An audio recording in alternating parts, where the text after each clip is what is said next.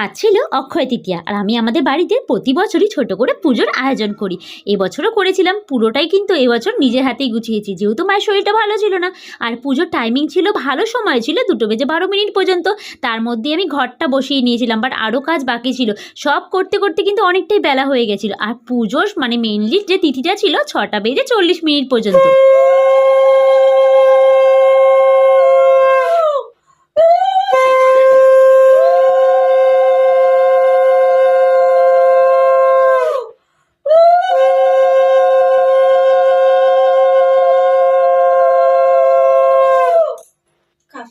তো ফাইনালি পুজো দেওয়া কমপ্লিট। এখন 4টে বেজে গেছে। যতই ছোট করে পুজো দেওয়া হোক, আয়োজন করতে করতে কিন্তু অনেক বেলা হয়ে যায়। আর যেহেতু একা করছি, ভিডিও ক্লিপ সেরকম ভাবে নেওয়া হয়নি, দু একটা নেওয়া হয়েছে। এখন মা বসলো একটু আরতি করতে, কারণ মার যেহেতু পায়ে প্রবলেম, বসতে অসুবিধা, বেশিক্ষণ বসতে পারে না।